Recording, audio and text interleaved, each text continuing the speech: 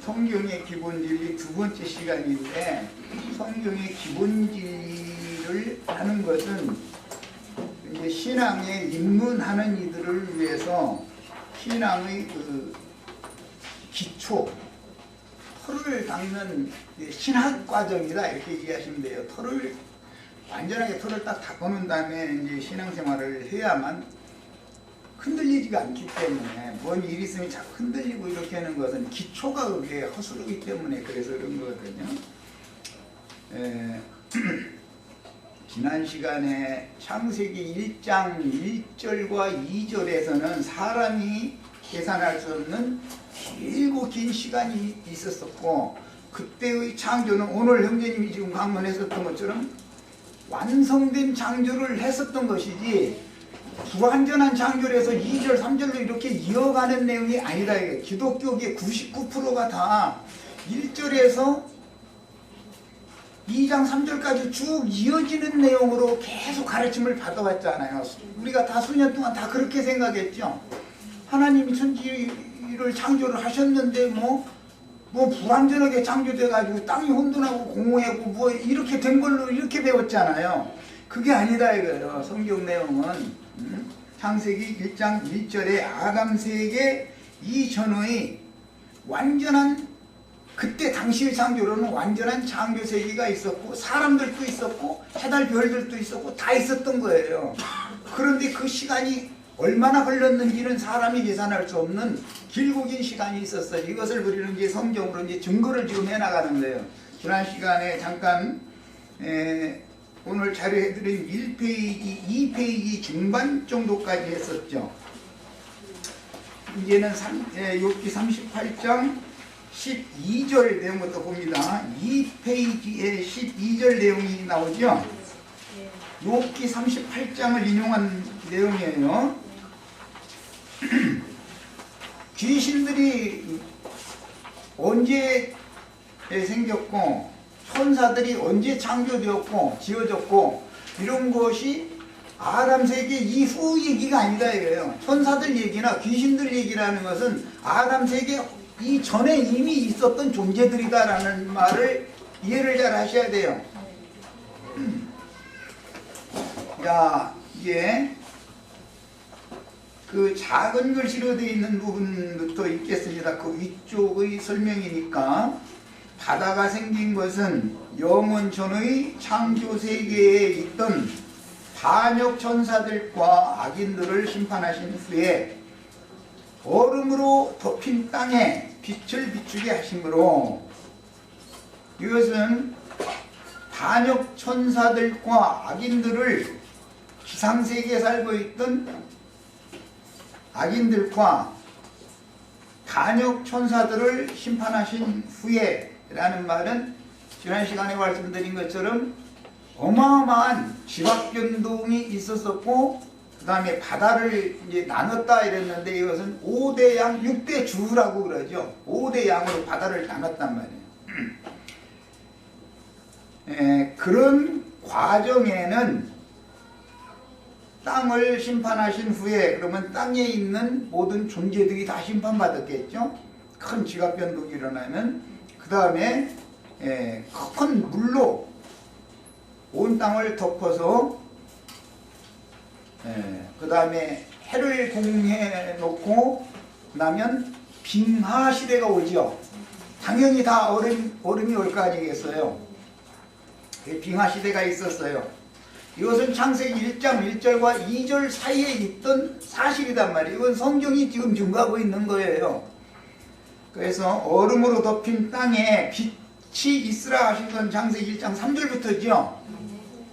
그 전에 빛이 없었느냐?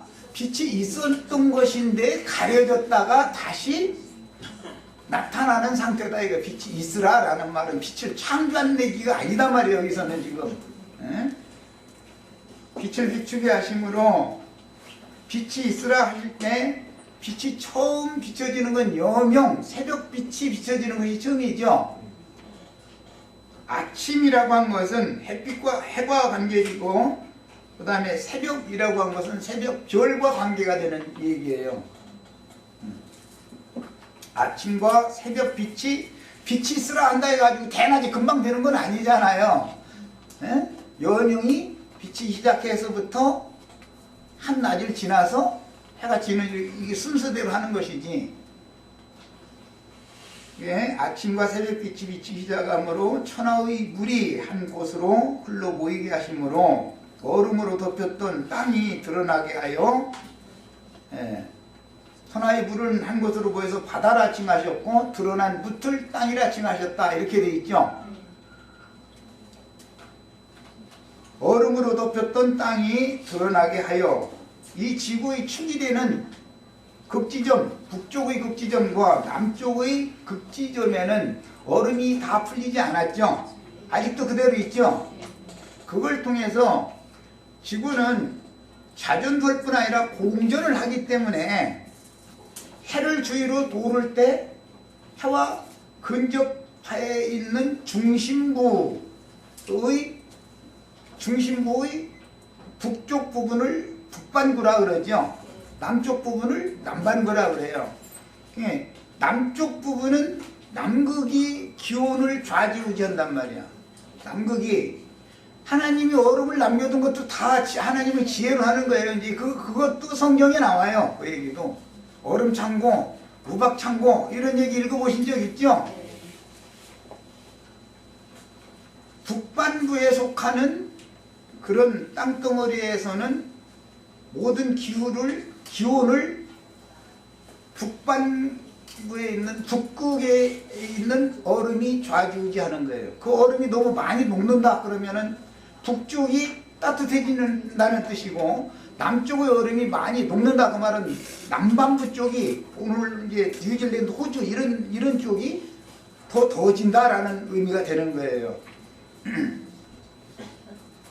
자, 그 다음에 얼음으로 덮였던 땅이 드러나게 하여 새 시대를 시작하시고, 빛이 있으라부터는 이미 창조되었던 세계가 심판받은 다음에 회복되는 내용인 것이지 창조의 내용이 아니다 그 말이야. 그 땅에 냉동되었던 심판 전의 식물들이 소생하게 하심으로 모든 씨가진 열매 맺는 과목, 씨가진 열매 맺는 채소를 나게 내라 하심에 그대로 되었다, 이렇게 돼 있죠. 그건 지난 시간에 설명했어요. 씨가 떨어졌는데 냉동이 되면 내년 봄에 풀리면 다시 나오죠. 그런 개념이란 말이에요. 창조한다는 말이 아니에요. 거기서는. 네. 창세기 1장 1절은 창조예요. 그건 창조라고 돼 있어요. 그 다음에 아담 세계 이전 심판이 집행되기 전의 땅에 살며, 아담 세계 이전에도 창조 세계, 영원절의 세계에 사람들이 살았었단 말이야. 많은 생물들이 살았어요. 마귀의 종들이 되어 죄악이 하늘에 이르게 하여 아침과 새벽에 의하여 심판받은 땅의 악인들은 그 몸은 물에 휩쓸렸고 다 죽은 거죠. 물을 덮어버렸으니까. 그리고 냉동시켜버린 거죠. 영들은 더러운 귀신들이 되어 몸을 잃었어도 그 영혼은 없어지는 게 아니다 이거죠. 더러운 귀신들이 되어, 이전에 이미 천사들이 그 예창조 영원 전의 세계를 천사들에게 다 맡겨서 좌지우지하고 다스리게 했죠. 오늘날까지도 지금 물질계는 천사들이 좌지우지하잖아요. 능력의 천사라고 그래. 그래서 사람에게 능력을 준 게 아니라 천사들이 능력이 있죠.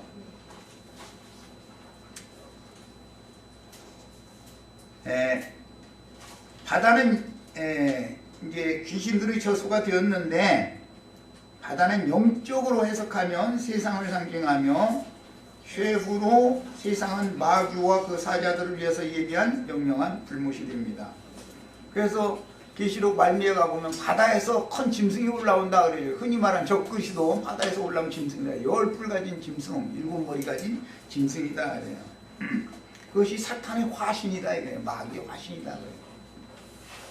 그 다음에 그러므로 군대 귀신들은 돼지 떼와 함께 바다에 빠져서 몰살하게 마련이며, 아담 세계의 타락한 인간들 속에 들어갔다가 내쫓기면 세상 물이 없는 곳에서는 거처를 삼지 못하고 떼어서 경건한 삶을 살지 않고 여전히 옛사람의 행습을 방자하게 행하며 사는 신자들에게로 다시 돌아올 때는 동무귀신 7을 데리고 돌아와서 귀신들의 집을 삼는 것이다. 이렇게 되기 때문에 큰 음료교회에는 귀신들의 옥이 되었다, 귀신들의 처소가 되었다라는 말이 그런 연유로 나오는 말이다. 불신자들만 귀신에 잡힌 게 아니죠. 예. 종교인들이 더 악한 귀신에 더 잡힌다는 거예요. 그 다음에 이제 12절로 들어갑니다. 욥기 38장에 이게 38장 12절. 네가 너의 날에, 이건 욥 보고 하나님 질문하는 내용이에요. 아침에게 명령하였느냐? 하나님 내가 명령했지 네가 빛이 있으라라는 명령은 하나님이 했지 욥아 네가 했냐 그 말이에요. 빛이 있으라 명령하시면 아침이, 어둠이 물러가고 아침이 오잖아요. 그 다음에 새벽에게 그 자리를 일러주었느냐 그랬는데 이것은 샛별이란 말이에요. 광명한 새벽별은 예수 그리스도를 말하는 거예요.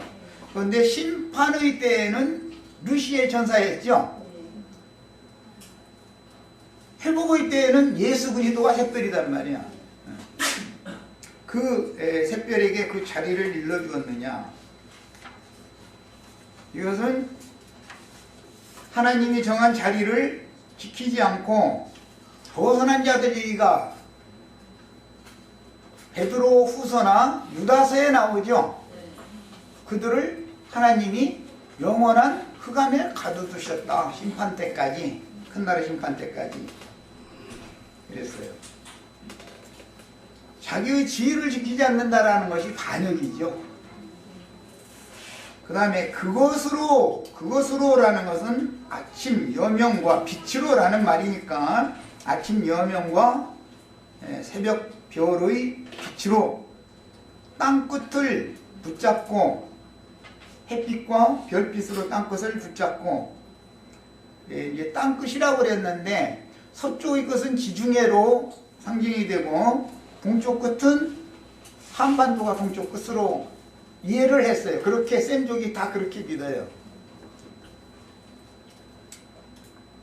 양 끝을, 여명은 이쪽 끝을 한반도 쪽을 붙들고 지구를 붙드는데, 빛으로 붙들게 만드는데 한반도 쪽을 붙들고, 샛별이 서쪽으로 지면 무슨 별이라고 그러죠? 태백성이라고 그러죠. 금성이 서쪽으로 지는 때에 뜨면은 태백성이라고 불러요. 그 지는 별은 루시의 전사죠. 상징하는 거예요.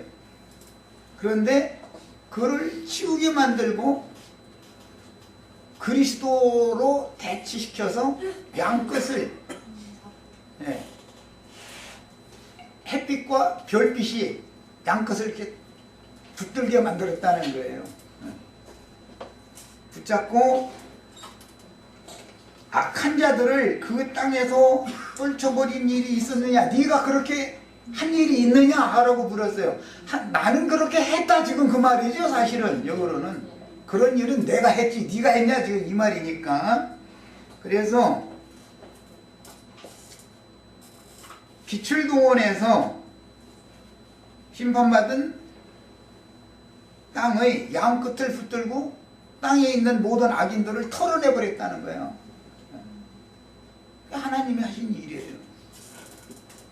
그럼 이런 일이 언제 있었느냐 이거야. 이게 창세기 1장 2절 얘기다. 이게 땅은 공허하며 혼돈하고 흑암이 깊음이 있게 됐다. 이게 땅이 심판받았다는 얘기다.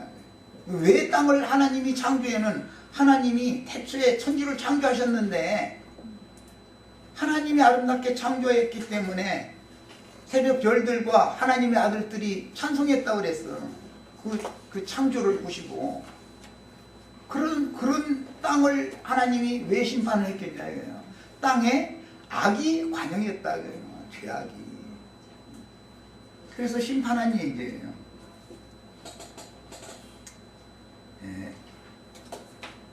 자리를 정해주시고 명령하시고 일러주신 말씀으로 창조했고 그 말씀으로 심판한 내용이에요. 그래서 그것을 이라는 말은 여기서는 빛을 말한 것이지만 말씀을 말하는 거예요. 이제 신약 성경에서 이것을 증거하고 해석할 때는, 성경이 해석할 때는 하나님의 명령, 하나님이 새벽별에게 자리를 일러준 그 말씀, 그 말씀으로 땅끝을 붙잡고 악한 자들을 그 땅에서 떨쳐내버렸다. 히브리서 1장에 보면 1장 3절에 보면 하나님이 천지를 창조하셨고 그 창조된 피조세계를 말씀으로 붙들고 계시다 이렇게 돼 있죠. 여기는 그것으로 땅끝을 붙잡고 그랬잖아요.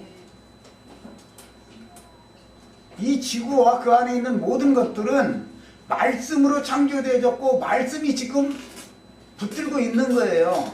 말씀이 그걸 털어내버리고 말씀이 심판해버리면 없어지는 거죠. 하나님의 권위예요 이것이. 그 얘기예요. 여기를 읽어보겠습니다. 히브리서 1장 3절 11장 3절 빨리빨리 본인의 성경을 찾아서 읽어봅니다.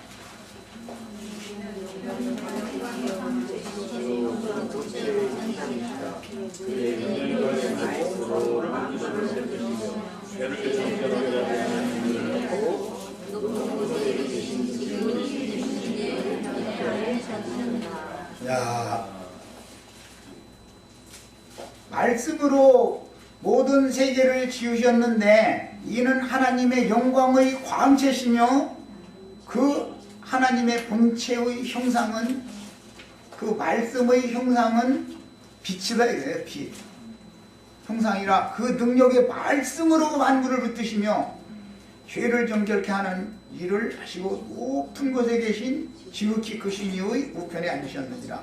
이분이 사람으로 오셨던 예수님이 이미 창세기 1장 2절의 심판을 집행하신 분이고 그 전에 그분이 사람이신 예수 그리스도로 말미암아 그분을 위하여 그분 안에서 천지가 창조된 거예요. 네.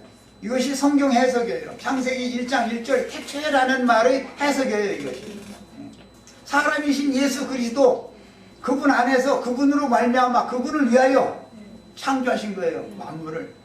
그런데 땅이 악으로 관영하니까 땅을 심판해버렸다 이거예요. 그리고 해를 봉하여 뜨지 못하게 하고 별을 어둠에 가둬두셨다. 이것이 성경 자체의 해석이에요. 그 다음에 히브리서 기원 폈으니까 11장 3절 봅니다.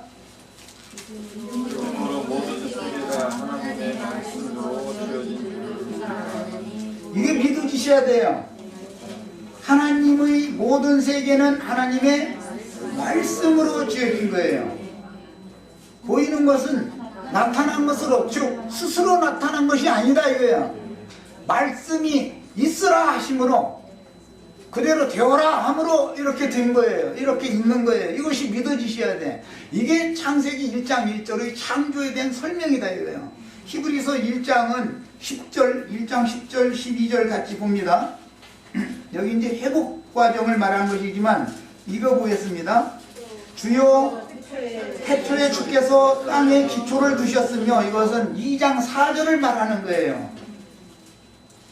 1장 히브리서 1장 3절과 히브리서 1장 10절은 시대가 전혀 다른 거예요.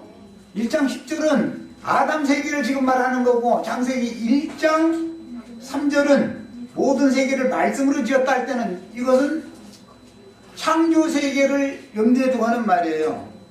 시간상으로는 어마어마한 간격이 있는 거예요. 실제로는 땅에 기초를 두셨으며 하늘도 주의 손으로 지으신 바라. 그것들은 멸망할 것이나 하나님이 창조하신 땅과 하늘에 있는 어떤 것들이 다 멸망할 것이다 라는 거예요. 땅과 하늘 자체도 멸망할 거예요. 오직 주는 영존할 것이요 그것들은 다 옷과 같이 낡아지리니, 땅과 하늘이 옷과 같이 낡아진다 그랬어요. 예수 그리스도의 옷은 우주단 말이야. 천지는 예수님이 오셔요. 천지를 통해서 예수님이 그렇게 나타난다 그 말이야. 그러니까 옛 창조 세계를, 옛 우주를 심판한다는 것은 낡은 옷, 흠 옷, 누더기 옷을 벗어버리는 거죠, 예수님이. 그리고 새 하늘과 새 땅을 창조한다는 말은 조물주께서 새 옷을 입는 거예요. 이것이 히브리인들의 시적인 표현이에요. 우주가 예수님이 오시단 말이에요. 성경의 개념은 이런 거예요. 그래서 낡은 옷은 던져버리는 거예요. 그것이 처음 하늘과 처음 땅을 버리는 거예요, 하나님이. 조물주께서. 그리고 새 하늘과 새 땅을 새로 입는 거예요. 그것들은 의복처럼 갈아입을 것이요, 그것들은 옷과 같이 변할 것이나 주는 여전하여 연대가 다음이 없으리라 그랬어요. 그리고 나서 천사와 능력의 천사와 연약한 모습으로 오셨던 예수님을 대비하고 있는 말씀이 힘을 있어요. 자, 베드로후서 3장 5절로 7절 더 봅니다.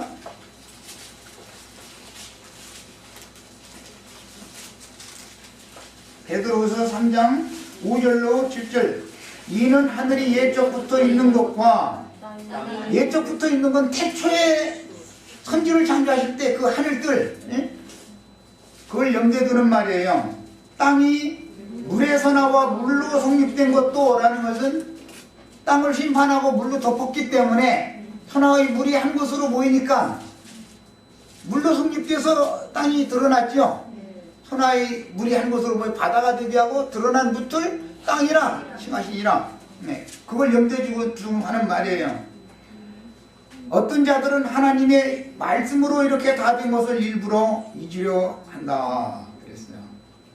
이로 말미암아 그때 세상은 물이 넘침으로 멸망하였으되, 그래서 창세기 1장 2절 하반부에는 땅이 공허하고 혼돈하며 흑암이 깊음에 있고 하나님의 영은 수면에 운행하시니라 라는 말이 이어진 거예요. 그래서 이것을 사도들이 영감을 받아서 이렇게 해석을 해요. 그런데 사도들이, 베드로 사도가 괜히 이런 말 하는 게 아니에요. 우리가 지금 추구하고 있는 욥기나 잠언서 8장을 염두에 두고 있는 거예요. 히브리인들의 사상이 그거예요. 그때 세상은 물이 넘침으로 멸망하였으되 이제 하늘과 땅은 그 동일한 말씀으로 불사르기 위하여 보호하신 바 되어 경건하지 아니한 사람들의 심판과 멸망의 날까지 보존하여 두시는 것이니라.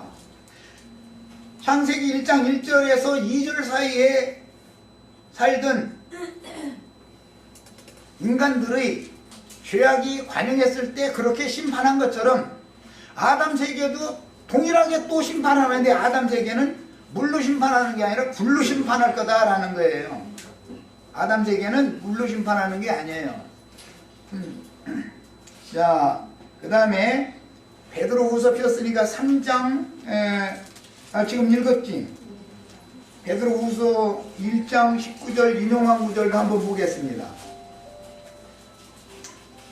기왕 폈으니까 1장 19절. 또 우리에게는 더 확실한 예언이 있어 어두운 데를 비추는 등불과 같으니 날이 새어 새별이 너희 마음에 떠오르기까지 너희가 이것을 주의하는 것이 가다 그랬어요. 예수님이 새 창조 세계의 새별이죠. 나 예수는 광명한 새별이라. 심판 세계의 새별은 루시엘 천사였어요. 자, 이제 이 자료 말씀으로 다시 갑니다. 태초의 천지 창조 시에, 창세기 1장 1절과 2절 그 시에 땅에 거하던 악한 자들을 심판하기 위해서 뭘로? 아침과 새벽에게 명령하고 일러주셨다. 땅을 붙들고 있으라고 일러주셨는데, 땅을 잘 붙들고 있었는데 땅에 악이 관영했다 이거예요. 인간들이 타락했다 이거예요. 악의 천사들과 연합되었다는 말이야. 그러니까 이제는 야, 그냥 붙들고 있지 말고 털어내버려라 그랬다는 거야. 그래가지고 악한 자들을 그 땅에서 떨쳐내버렸다는 거예요. 땅의 모든 악인들을 땅에서 떨쳐내게 하셨으니 이것이 창세기 1장 2절의 때이며 이때 큰 지각 변동을 일으켜서 땅이 6대주로 나뉘게 됐다 이거예요. 악인들을 심판하시고 물로 지면을 덮고 지각 변동으로 생긴 흙먼지 등과 모든 티끌을 날려서 해를 봉하시니 얼음 천지가 되었다가 북극과 남극만 얼음이 덮인 게 아니고 그때는 전 지구가 다 얼음 바다가 됐다는 거예요. 이제 빙하기가 있었다는 것이죠, 말하자면.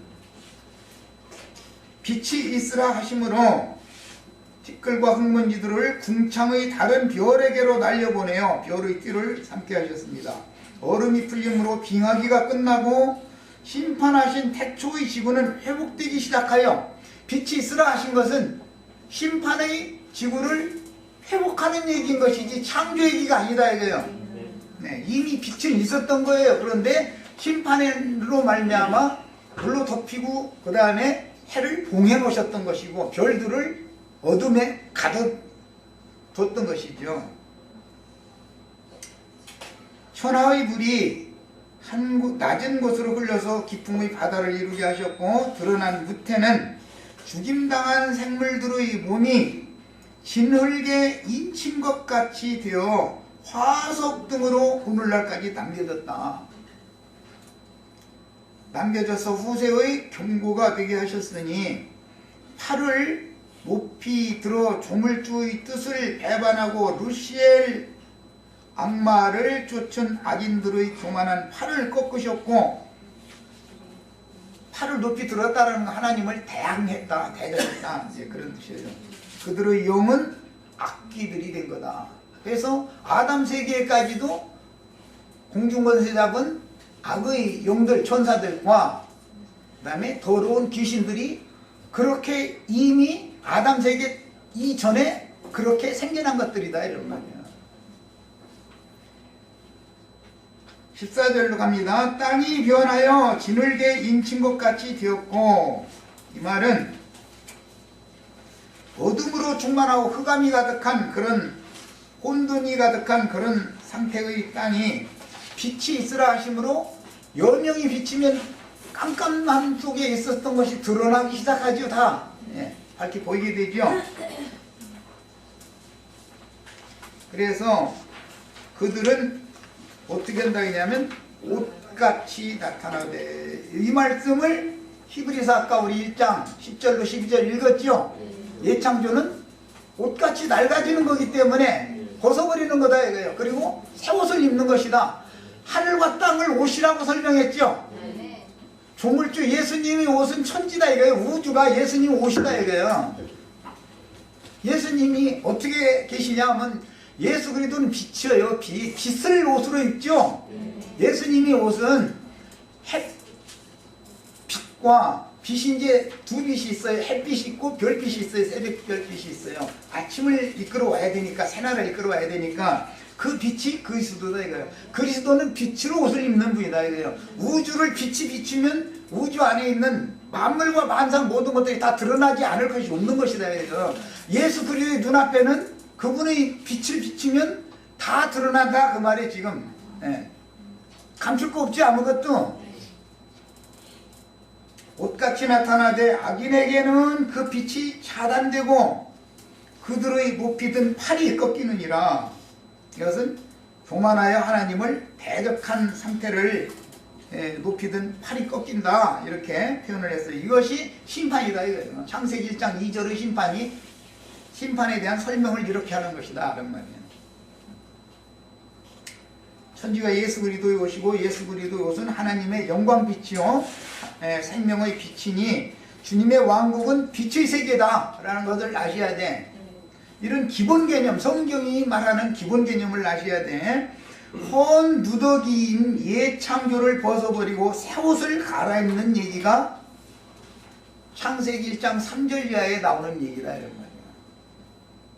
그래서 예수님이 세상에 오셔서 나는 세상의 빛이다, 나는 참 빛으로 왔다, 나는 생명의 빛이다, 이렇게 자꾸 자신을 빛이라고 소개하죠. 이 빛의 말씀으로 빛으로 난 아들들만 빛의 아들 하나님의 자녀들 아들들이다 그러는 거란 말이에요. 이 신앙의 기본토를 지금 당단 말씀을 하는 거예요. 죄악이 온 땅에 관영함으로 땅에서 떨침을 당한 악인들이 온 땅에 득세하여 하나님께 맞서므로 여기 나타나되 옷같이 나타나되 그 다음에 그들이 팔을 높이 들었다 이랬는데 사실은 이게 원문대로 직역을 하자면 맞선다 그 말이에요. 강하게 강력하게 선다 그런 뜻이에요. 이건 하나님 조물주를 피조물이 대항하기 위해서 맞섰다 이 말이에요. 뭐 세상 사람들이 한판 뜨자 했다 그러는데 한판 인간들이 마귀가 하나님과 한판 뜨자고 했다 이거예요. 근데 한판 떴는데 그냥 단칼에 그냥 떨침을 당해버린 거지. 루시엘 전사는 하늘 보좌에 그냥 추락해서 쫓겨나 버렸고 이렇게 된 거예요. 아침의 여명과 새벽별에게 이르신 말씀으로 심판하시니 뭘로 심판했다고요? 심판의 말씀으로 심판하는 말씀으로 심판하는 거예요. 율법이라는 게 전부 심판에 관한 말씀이죠. 악인들의 심판. 하나님의 말씀은 늘 양면이 있어요. 한 면은 구원의 말씀이 있지만 한 면은 심판의 말씀이 있어요. 어둠에 휩싸였던 모든 것들이 드러나되 심판의 물에 휩쓸린 시체들이 새벽 빛에 의하여 드러나는 상태다. 지각 변동을 일으키고 물로 덮고 물을 한 곳으로 모이게 하니까 시체들이 다 죽은 뭐 인간 시체뿐 아니라 모든 짐승들 사체 이런 게 다 휘둘려 갔을 거 아니야. 그러다가 물이 한 곳으로 모이고 휩쓸려서 바닷속에 완전히 빠진 것도 있고 가다 중간에 뭐 진흙펄에 걸린 것들이 있을 거 아니겠어요? 그러면 그것대로 다 드러난다 이런 말이에요. 다 드러나는 거예요. 바닷가에 가서 그런 거 보신 적 있나 모르겠네. 홍수 끝에 보면은 아주 흐레기 티끌이 진토라고 그러는데 그 티끌이라는 말이야.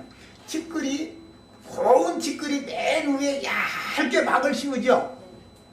그러면 사람이 중간에 휩쓸려 가다가 딱 어디인가 걸렸어. 예를 들어 사람 시체가. 그러면 얇은 막으로 티끌로 덮이겠죠.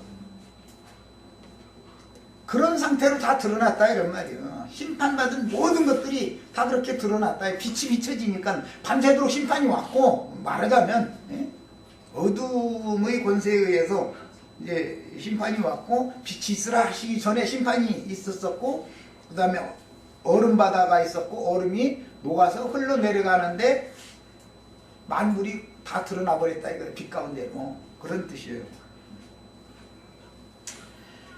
이런 표현은 욥기나 시편은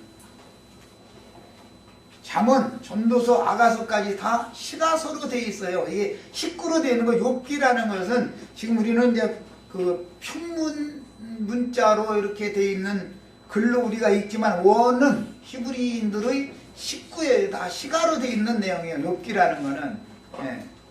이것은 출애굽기 14장 또는 15장에 보면은 바로의 군대가 밤새도록 심판받아가지고 홍해바다 건너편에 나온 이스라엘 백성들이 홍해바다를 바라봤더니 시체들이 둥둥둥둥 떠가는 거예요. 그걸 보고 찬양 부르는 얘기가 나오죠. 그와 똑같은 문장으로 되어 있는 식구예요. 그와 똑같은 이 욥기 지금 우리가 읽는 이 부분이 그와 같은 내용으로 되어 있는 시로 되어 있는 내용이다 이런 말이야. 노아의 홍수 때도 같았겠죠. 다 그런 것들은 홍해바다를 건널 때나 노아의 홍수 때나 이것은 부분적인 것이고 전 지구적인 것이 아니었었죠. 그러나 형태는 같은 거다 이런 말이야. 그 다음에 욥기 이제 9장으로 갑니다. 그가 진노하심으로 산을 무너뜨리며 옮기실지라도 산이 깨닫지 못하며 그가 땅을 그 자리에서 움직이시니 그 기둥들이 흔들리도다. 지구의 기둥은 궁창이죠.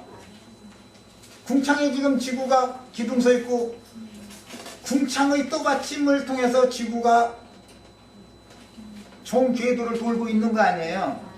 지난 시간 충분히 설명했어요. 인력이라든지 부력이라든지 미는 힘이라든지 끄는 힘이라든지 모든 것들이 균형을 딱 맞춰야 된단 말이야. 예. 그래야 이게 궤도를 정상적으로 돌 수가 있어요. 그래도 지구를 23.5도를 각이지도록 기울게 만들어 놓고 별을 가까이 두는데 달을 두셔가지고 물이 달과 지구가 가까워질 때는 달 쪽으로 이렇게 쓸려나가게 만들죠. 지구 쪽으로 가까울 때는 밀물로 이렇게 지구 쪽으로 밀려 들어오게 만들죠. 얘가 균형을 딱 잡게 만든다. 바닷물의 양을 얼마나 하고 지구가 얼마만큼 기울어야 되고 이런 계산을 누가 한다고요? 예수 그리스도께서 한 거다 이거예요. 이걸 우리는 이 전능자를 믿는 거예요. 그가 해를 명하여 뜨지 못하게 하시며 그랬는데 사실은 해가 안 뜨는 거는 아니죠. 땅에서 볼 때 어마어마한 지각 변동이 일어나니까 말할 수 없는 화산재나 뭐 티끌먼지나 이런 것들이 막 하늘을 가려버린 것이죠. 해는 늘 있었던 거예요. 별은 늘 있었던 거예요. 가려졌다가 빛이 있으라라고 명령하셨다라는 것은 가렸던 화산재나 티끌먼지가 다 다른 곳으로 지구 밖 먼 곳으로 날려가 버리고 점점 빛이 오기 시작했다 그런 말이지. 그래서 해를 명하여 뜨지 못하게 하시며 별들을 가두시도다. 그가 홀로 하늘을 펴시며 바다 물결을 밟으시며 이게 수면에 운행하신 것이죠. 북두성과 삼성과 묘성과 남방의 밀실을 만드셨다. 이게 남방의 밀실이라고 그랬나요? 남극이다. 남극. 북방의 우박창고 얘기도 나오죠. 이제 그럼 북극을 말하는 거예요. 양극에다가 얼음바다를 두는 거예요. 얼음을 그냥 덮인 채도 거기는 놔두는 거예요. 적도를 기점으로 해서 북반구 남반구 적당한 곳에만 사람이 살게 만들어 놨단 말이에요. 이걸 양쪽에서 양극에서 지구를 딱 균형을 잡아서 붙드는 거예요. 이렇게 만들어요. 그리고 나서 빛이 동서에서 서쪽에서는 어둠이 동쪽에서는 빛이 양쪽에서 또 붙들어요. 이 균형을 딱 잡아주는 거예요. 이걸 계산을 누가 했다고요? 예수님이 다 하는 거예요. 그래서 예수 그리스도는 하나님의 지혜다. 태초에 천지를 창조하셨다. 누구 안에서? 사람이신 예수 그리스도 안에서 그분을 위하여 그분으로 말미암아 창조된 거예요. 그리고 그분이 말씀으로 붙들고 계시고 운영하시는 거예요. 경영하시는 거예요. 말씀대로 되는 거예요. 다. 자, 그 다음에 측량할 수 없는 컨일을 셀 수 없는 기이한 일을 행하시느니라. 창세기 1장 1절 이후 창세기 1장 2절의 심판 때까지 그 당시에도 이미 해와 별들이 있었던 것이다. 그때는 빛이 없었던 게 아니에요. 넷째 날에만 뭐 해가 창조되었고 뭐 달이 창조되었고 별들이 창조됐다. 지금 기독교계는 신학을 이렇게 가르치죠. 그런데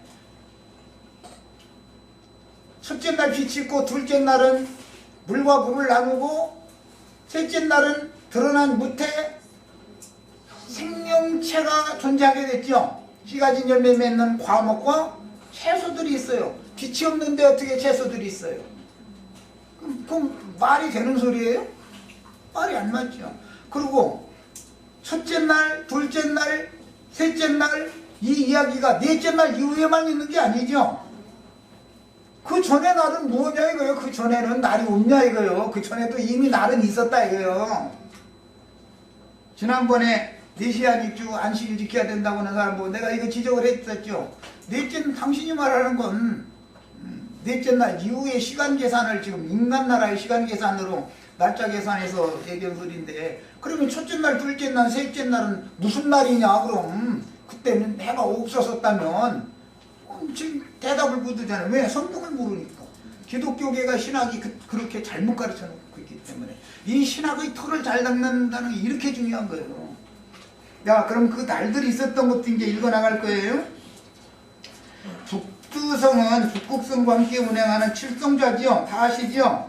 요 시골에서 이렇게 여름에 평상에 저녁에 수제비야 먹고 이렇게 고개 이렇게 풍부함에 와서 보면은 북두성 저 시골 말로는 뭐라고 그러죠? 국자라고 그랬어요. 그건 좀 신사적이네. 우리 저 동네에서는 오물포내는 숭어바가지다 그렇게 얘기했어. 똥포내는 똥바가지라고 생각을 했어. 잘 모르시는가 보다. 지금 결들을 잘 안 보고. 그렇게 돼 있지 아주. 그 다음에 삼성은 적도 양편에 나타나는 오리온좌를 말하는 거고, 묘성이라는 건 황소자리성좌라서 항상 오리온좌와 마주대하여 있게 늘 그렇게 뜨죠. 이제 옛날에는 지금처럼 진암초를 가지고 남극과 북극을 항상 북쪽에서 당기고 남쪽에서 당기고 하기 때문에 언제나 진암철이 이렇게 남쪽과 북쪽을 가리키니까 비행기든 선박이든 지금은 아주 자유롭게 방향을 감지를 해가면서 가지요. 옛날엔 그게 없으니까 뭘 쳐다봐야 돼요? 별을 쳐다봐야 되는 거예요. 그래서 이 세 가지 별은 아주 북두성, 삼성, 묘성 이건 아주 길잡이였었어요. 길 인도를 한다고 믿었어요. 동방박사들이 뭐 인도를 받아서 예수님 탄생된 곳까지 왔어요?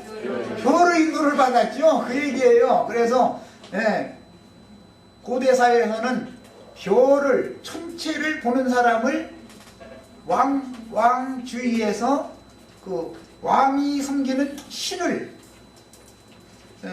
모시는 사람으로 봤어요. 그 사람들은 천계를 연구하는 사람들이었죠. 엄청난 지각변동을 통해서 모든 악의 세력을 심판하시니 창세기 1장 2절이 이루어졌고, 화산재와 흙먼지들이 해를 가림으로 빛이 지면에 비추지 못하게 하셨으나 수면 위에 운행하시던 하나님께서는 엄청난 양의 먼지들을 궁창 밖으로 날려보내시고, 해가 지면에 다시 비추게 하시고, 새벽 별이 또 심판이 지나간 지구에 비치기 시작하여, 새벽 별이 뜨면 곧 새날이 온다라는 증거하지요. 그렇게 회복을 하신 거예요. 창세기 1장 3절 이후로는 넷째 날은 천계가 완전히 회복된 날이다. 이제 완전히 맑은 하늘이 됐다 그 말이죠. 두 궁창을 그날 넷째 날 창조했다고 되어 있는 게 아니라 큰 광명 두 개를 궁창 배에 두셨다고 되어 있죠. 이미 있던 것이 그냥 드러난 거예요. 그래서 창세기 1장 3절로 2장 3절까지의 내용은 창세기 1장 1절의 창조를 잇는 내용이 아니며, 이게 기독교계의 신학은 이거죠. 하나님이 천지를 창조하시는데 실수해가지고 지구가 무슨 문제가, 땅이 공하고 혼돈하고 문제가 있었다. 그래가지고 지구는 물로 덮여 있어가지고 하나님이 수면에 막 이렇게 돌아다니시는데 뭐 계란을 뭐 암탉이 계란을 훑듯이 이렇게 했다면, 신학을 가면은 몇째 시간인가 그 신문 둘째 시간인가 첫째 시간인가 그 얘기부터 가르치잖아, 신학교에 가면. 그런데 그게 엉터리다 이거예요. 그 신학은 맞지 않는 거다 이거예요. 기독교의 신학은 전혀 안 맞는 거예요. 성경하고는 시작이 이렇게 달라요.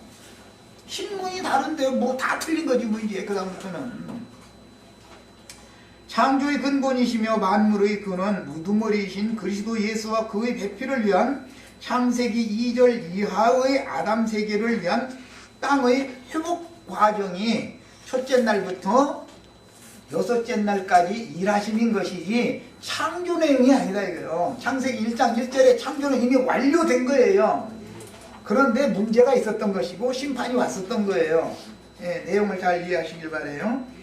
창세기 1장 1절로 2절 사이의 창조 세계는 천사들의 세계였으나, 물론 인간들도 살았지만 지금까지도 천년이 차기까지는 천사들이 능력이 있죠, 사람보다.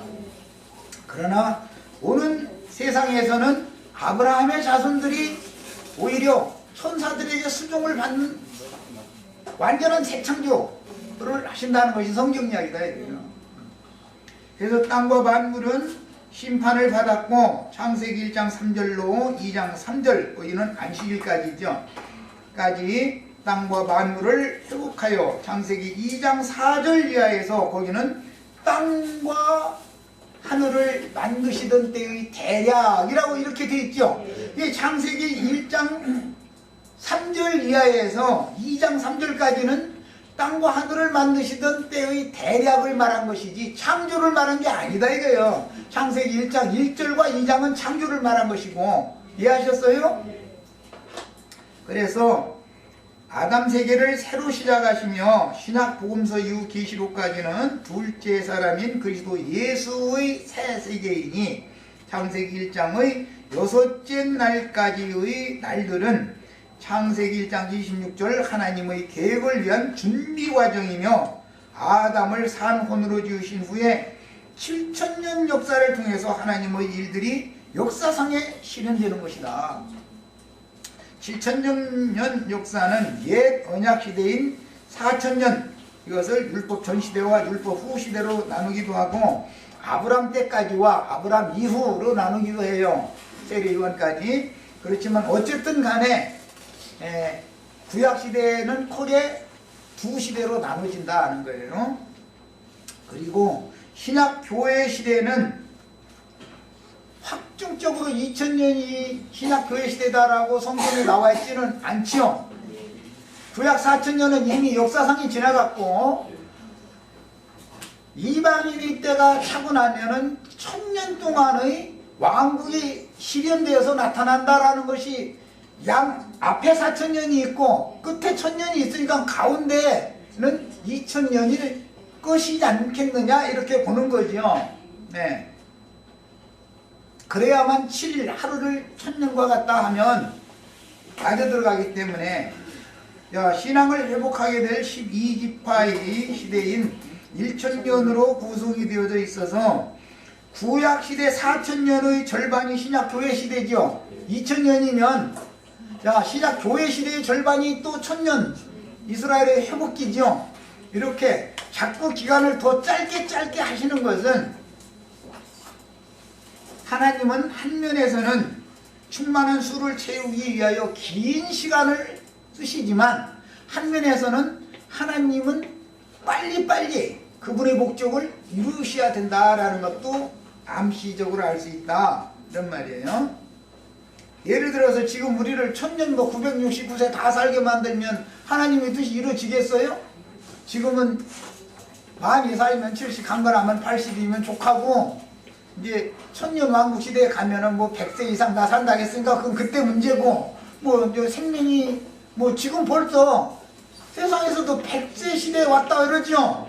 이사야서에 이미 1000년기간의 왕국 시대가 되면 100세 살다 죽으면 빨리 죽은 사람이다 이렇게 돼 있죠. 말씀이 다 이루어질 건 사실이다 이거예요. 말씀대로 우리는 다 믿는 거예요. 그 다음에 잠언서 3장 19절로 20절 잠깐 읽겠습니다. 여호와께서는 지혜로 땅에 터를 놓으셨으며 영철로 하늘을 견고하게 세우셨고 그의 지식으로 깊은 바다를 갈라지게 하셨으며, 바다를 갈라놓으면 5대양이 되는 거죠. 땅을 밀어서 움직이시면은 6대 주가 되는 거고, 이게 이미 성경에 다 이렇게 있는 거예요. 공중에서 이슬이 내리게 하셨느니라 그랬어요. 지혜로 땅에 터를 놓으셨다. 그리스도는 여호와의 지혜이며 그분 안에는 지혜와 지식의 모든 보화가 감춰져 있다 이렇게 돼 있죠. 그 다음에 지혜로 천지를 창조하셨고 심판하시며 지천을 회복하여 하나님의 공의와 사랑을 인간 세상에 드러내시는 것이다. 그 다음에 바다를 갈라지겠다는 건 천지 창조를 심판하신 후에 지천을 만드실 때 5대양 6대주로 나누어서 인종을 흩어지게 하시며 정해주신 땅에서 70민족들이 생육하고 번성하게 하시는 것은 하나님의 우주경영의 지혜다. 다 그 하나님의 지혜가 감춰 있는 것이다. 그 다음에 잠언서 8장 22절로 32절 읽어나갑니다. 여호와께서 그 조화의 시작, 이 조화의 시작이라는 말이 굉장히 어렵게 번역이 됐는데 하나님의 발걸음의 시작, 하나님의 여정의 첫발, 그런 뜻이에요. 곧 태초에, 창세기 1장 1절 그 첫 단어, 오늘 우리가 배웠죠? 그 첫 단어가 뭐였죠? 두 단어가 합성되어 있다고 배웠죠? 네, 대와 레스트가 합성된 단어다. 그 대라는 것은 아내라는 뜻이고, 레스트라는 말은 사람이신 예수 안에서단 말이에요. 그래서 여성 형인 거예요. 하나님 하면은 남성형이고, 예수 그리스도 안에서 그분을 위하여, 그분으로 말미암아 창조했기 때문에 거기는 예수님을 딱 지칭하는 거예요. 창세기 1장 첫 거기는 여성형을 쓸 때 왜 그랬는지도 잘 아셔야 돼요. 그 다음에 태초에 일하시기 전에 나를 가지셨고, 이거죠. 여기 나가 누구예요? 하나님의 지혜이신 예수 그리스도란 말이에요. 만세 전부터, 만세가 있기 전부터, 태초부터, 땅이 생기기 전부터 내가 세움을 받았나니, 예수 그리스도다 이거예요. 이게 창세기 1장 첫 단에 나오는 베레시트 할 때 거기 여성 단수가 쓰인 것이 예수님을 말한 거예요. 여성형이에요. 그래야 맞는 거예요. 그 다음에 아직 바다가 생기지 아니하였고 큰 샘들이 있기 전에 내가 이미 났으며, 만물보다 가장 먼저 나신 이는 예수 그리스도다. 골로새서 1장 이렇게 돼 있죠. 신약성경, 구약성경 어디에서 다 인용하는 말인 거예요. 그들의 셈족의 문화예요, 이것이. 야, 조어 시작이라는 말은 조물주의 말씀께서 그분의 뜻을 이루기 위해 여정, 걸음을 시작하셨다라는 뜻으로서 무로부터 만물을 있게 하시는 창조 일을 시작하실 때 하나님의 지혜이신 그리스도 예수를 붙들고 그분의 지혜로 일을 시작하신 거예요. 천지 만물을 창조하신 것은 예수 그리스도로 말미암아 창조한 거예요. 하나님의 지혜다 이거예요. 그분의 지식이고. 자, 그 다음에 나를 가지셨으며 그런데 원문대로는 이제 붙들다 그 말이에요. 말씀과 함께 계셨던 것이죠. 예수님이 요한복음 8장에서도 그래서 창세 전부터 아버지와 함께 가졌던 용화로서 이렇게 말했잖아요.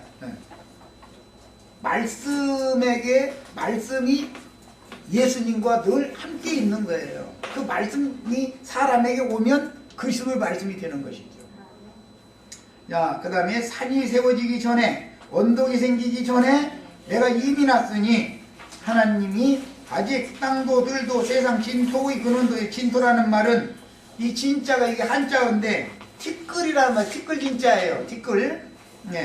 티끌의 땅도 근원도 짓지 아니하셨을 때다. 이거는 스스로 있는 자, 즉 조화의 시작이라고 할 때 스스로 있는 자, 즉 조물주이신 여호와의 영원 전 창조를 말하는 것으로서 창세기 1장 1절로 2절 사이의 창조의 시작이니 창세기 2장 4절의 땅과 하늘을 만드시는 것과는 전혀 다른 내용이다.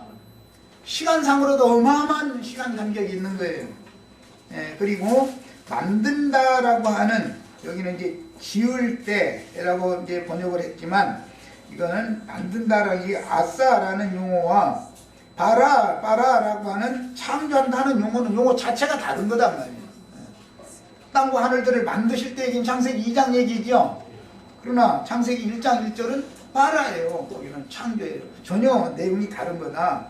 자, 그 다음 27절로 갑니다.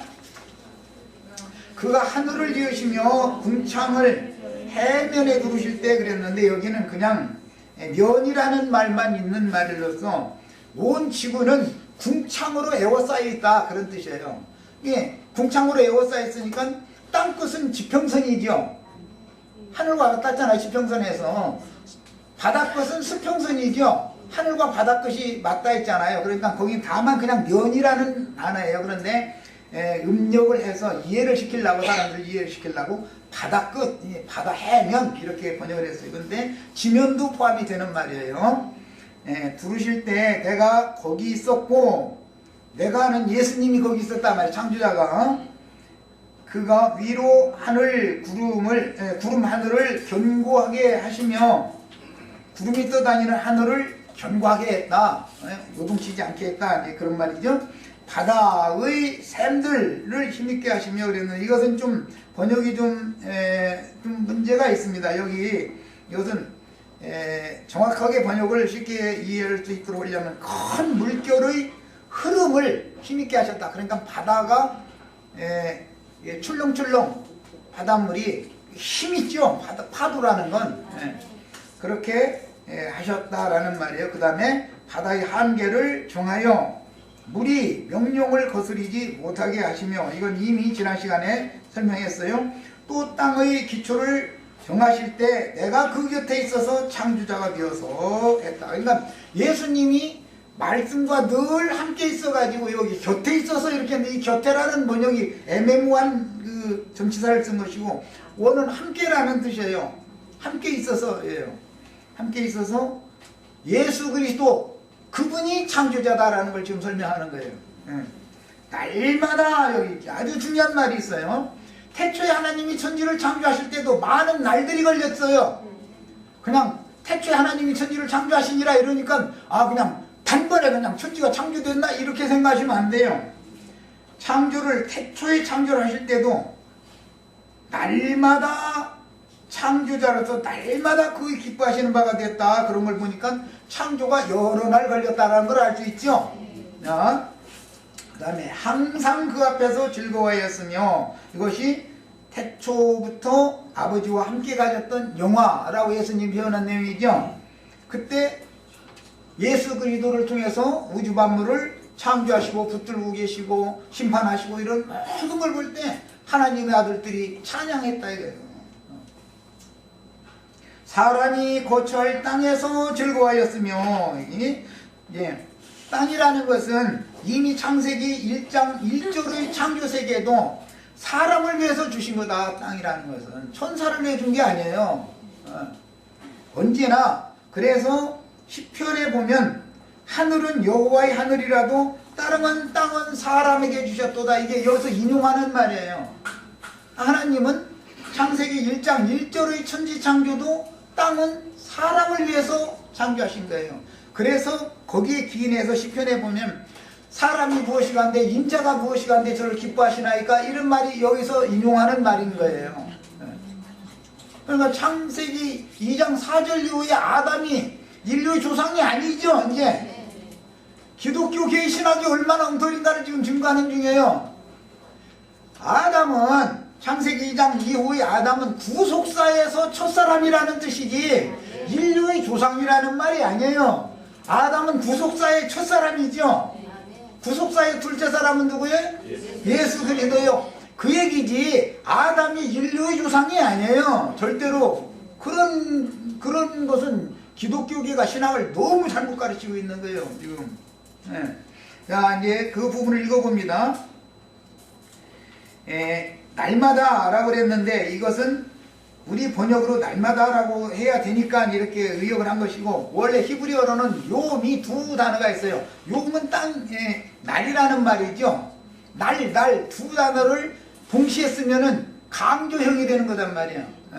그래서 반복형 강조 문구로서 날마다라고 번역한 건 욤 이렇게 돼 있는 거예요.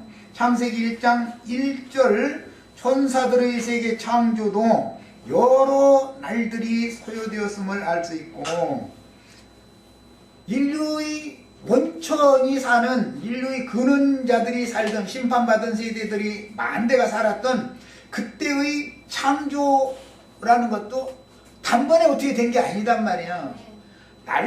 날마다 창조자가 날마다 그 하루하루 창조해가는 순서를 보고 그분이 기뻐했다는 거 아니에요. 그분이 창조하는 걸 보고 천사들이 찬양했다는 거예요. 이렇게 돼 있어요. 그 다음에 아담 세계 이전의 땅은 그 당시 사람들을 위해서 창조하신 것이며, 창조자인 그리스도께서는 사람이 거처할 땅에서 즐거워하셨고 인자들을 기뻐하셨으니, 에베소서 1장 3절로 6절은 창세전에 하나님의 마음에 예정된 것이요. 그리도 예수 안에서 예정되었다 이렇게 돼 있죠. 언제? 창세 전에 예정됐다 그랬어요.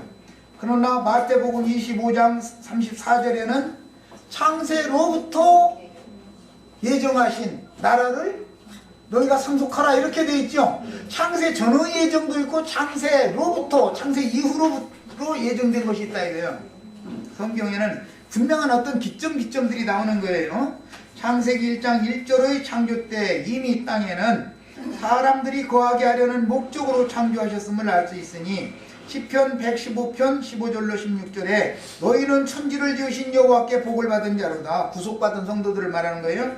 하늘은 여호와의 하늘이라도 땅은 사람에게 주셨도다. 그런데 구속받은 사람에게 오는 새 하늘과 새 땅을 주는 얘기예요. 처음 하늘과 처음 땅은 심판받은 사람들이 받았었는데 다 털어내버렸죠. 이렇게 됐어요. 땅의 거민들이 타락하고 반역에 가담했을 때 심판이 임하여 땅은 공허하고 혼돈하며 흑암이 깊음 위에 있게 되었으나 다시 회복하여 친히 땅의 흙으로 지으신 아담 세계를 경영하는 내용이 성경의 흐름입니다. 그러니까 기독교계가 가르치는 창세기 1장 1절이 계속 이어지는 것처럼 가르치는 건 이거는 성경과는 맞지 않는 내용을 지금 가르치는 거예요. 그리고 아담이 인류의 조상이다 다 이렇게 가르치는데 이거는 성경 이야기는 안 맞는 거예요. 창세기 2장 4절 이하에 나오는 아담은 땅과 하늘을 만드신 심판하신 땅을 먼저 회복하는 것부터 시작을 한 거예요. 그것은 구속사에서 아담이 첫사람이기 때문에 그 땅은 구속받은 사람들에게 주는 것이 하나님의 뜻이다라는 것이 암시되어 있다 이런 말이에요. 여기에. 자, 히브리서 2장 5절로 16절 인용한 말씀 읽습니다. 하나님이 우리가 말하는 바 장차올 세상을 천사들에게 복종하게 하심이 아니라. 자, 현 세상까지는 천사들에게 다 복종해야죠. 예수님보다도 천사가 더 능력이 더 있었잖아요. 예수님도 죽이잖아요. 마귀 자식들이. 그러나 장차올 세상은 이미 지나간 세상이 있고 현세가 있고 오는 세상이 있다라는 걸 성경이 명백하게 지금 보여주는 거다. 그러나 누구인가가 어디에 증언하이르되 사람이 무엇이기에 주께서 그를 생각하시며, 여기 사람 누구를 말하는 거예요? 예수님을 말하는 거예요. 여기 예수님을 심판받은 그 예창조 세계의 인간들을 말하는 게 아니에요. 인자가 무엇이기에 주께서 그를 돌보시나이까 그를 잠시 동안 천사보다 못하게 하시며, 그랬죠. 34년 동안 천사보다도 못한 연약한 모습으로 오셨죠. 영광과 존귀로 관을 지으시며 만물을 그 발 아래 복종하게 하셨느니라 하였으니, 만물로 그에게 복종하게 하셨은즉 복종하지 않은 것이 하나도 없어야 하겠으나 지금은 우리가 만물이 아직 그에게 복종하고 있는 것을 보지 못한다. 아직도 지금 완전히 천사들의 세계 악한 천사들을 또 여전히 활동을 하고 있다 그 말이야. 아마님. 오직 우리가 천사들보다 잠시 동안 못하게 하심을 입은 자 곧 죽임의 고난을 받으심으로 말미암아 영광과 존귀로 관을 쓰신 예수를 보니, 이를 향하심은 하나님의 은혜로 말미암아 모든 사람을 위하여 죽음을 맛보려 하심이라. 이게 다 모든 사람은 다 죽음을 맛보아야만 되는 것이죠. 그러므로 만물이 그를 위하고 또한 그로 말미암으니가 많은 아들을 이끌어 영광에 들어가게 하시는 일에 그들의 구원의 창시자를 고난을 통하여 온전하게 하심이 합당하도다. 자, 이게 우리가 이 생에 살아서 날마다 죽는 거죠. 지금 후퇴된다라는 것은 죽음의 고난을 맛보는 거잖아요. 그런데 이거는 잠시라는 거예요. 영원 세계, 오는 세상은 우리 기업으로 주는 거니까 시간도 공간도. 거룩하게 하시는 이와 거룩하게 함을 입은 자들이 다 한 근원에서 난지라. 그러므로 형제라 부르시기를 부끄러워하지 아니하시고 이르시되 내가 주의 이름을 내 형제들에게 선포하고 내가 주를 교회 중에서 찬송하리라 하셨으며, 이 교회라는 게 이렇게 중요한 거예요. 구속받은 성도들이 모인 교회죠. 또다시 내가 그를 의지하리라 하시고 또다시 볼지어다 나와 및 하나님께서 내게 주신 자녀라 하셨으니, 이게 다 빛의 자녀들이에요.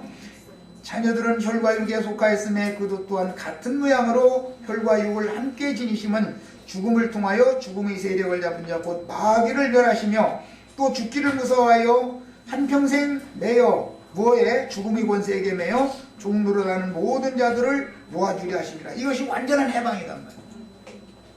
이는 확실히 천사들을 붙들어 주려 하심이 아니요 창세 전에 예수님을 말씀이 붙들고 있었다고 아까 잠언서에서 읽었죠. 그런 것처럼 그런데 오는 세상에서는 그리스도를 붙들어 주는 것이 그분을 붙들고 계시고 그분을 붙들고 창조했으니까 그분에게 붙들려 있는 구속받은 성도들에게 오는 세상을 상속해 준다. 그게 누구냐? 아브라함의 자손들이다. 이런 표현이에요. 하나님은 능력의 천사들보다 연약한 사람인 인자들을 귀하게 보시며 하늘에 불쌍히 여기시고 긍휼과 자비로 대하시며 구속자를 연약한 흙사람에게로 보내어 구속하시고 구원을 이루어 주시며 결국은 영원한 아버지의 왕국의 후사로 삼으심으로 시편 8편 4절로 8절을 인용한 히브리서 2장 5절에서 16절에 이것을 확증하였습니다. 지금 읽은 말씀이에요. 자, 여기까지서 마칩니다. 시간이 좀